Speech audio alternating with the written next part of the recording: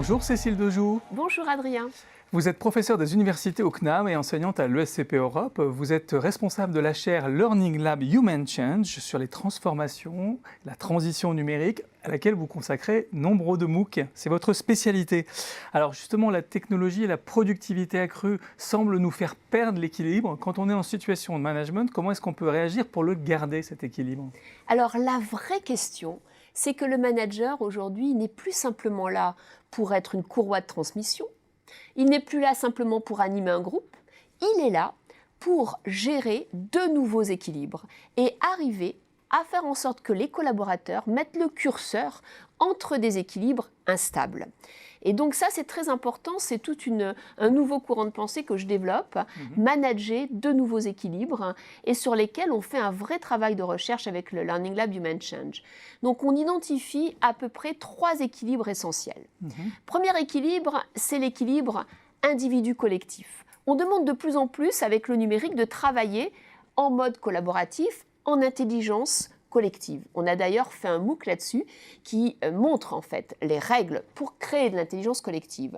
Or, plus vous donnez au groupe, plus quelque part vous devez vous ressourcer vous-même pour pouvoir donner plus. Donc en fait, ce n'est pas exclusif, c'est cumulatif, mais il faut trouver l'équilibre entre ce que vous faites pour vous et ce que vous donnez aux autres afin d'avoir l'équilibre contribution-rétribution qui soit toujours en votre faveur. Premier équilibre, l'individu, le collectif. Le deuxième équilibre, c'est vraiment un équilibre sur les valeurs personnelles et la vision de l'entreprise.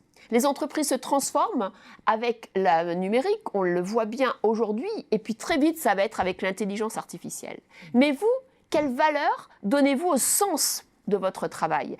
Quelle est votre façon de transformer le monde, transformer votre entreprise ou votre façon de voir le bonheur et voir votre trace dans l'univers? Et c'est très important de réfléchir aux valeurs personnelles par rapport aux valeurs d'entreprise. Très souvent, on ne connaît pas bien les valeurs d'entreprise ou on ne connaît pas bien ses valeurs personnelles. Donc, il y a une réflexion et il y a surtout amener ses collaborateurs à prendre acte que ces deux extrêmes du continuum, les valeurs personnelles et les valeurs de l'entreprise, elles doivent être réfléchies, elles doivent être, bien entendu, acquises et acceptées et mettre le bon curseur. C'est le deuxième axe. Le troisième axe, c'est vraiment un axe de méthode.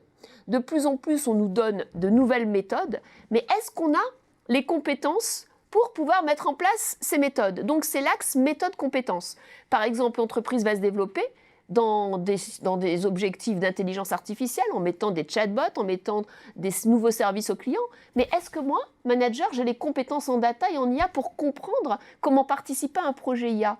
Donc, il faut absolument qu'il y ait un équilibre entre mes compétences pour aller vers ces nouvelles méthodes de travail. Donc, à mon avis, ces 3 équilibres sont à comprendre, à discuter, et le manager est là pour filtrer le bon curseur. Merci beaucoup Cécile Dejoux d'être venue nous parler de ces nouveaux défis, parce qu'on vit beaucoup de changements, qu'il faut garder son équilibre. Merci.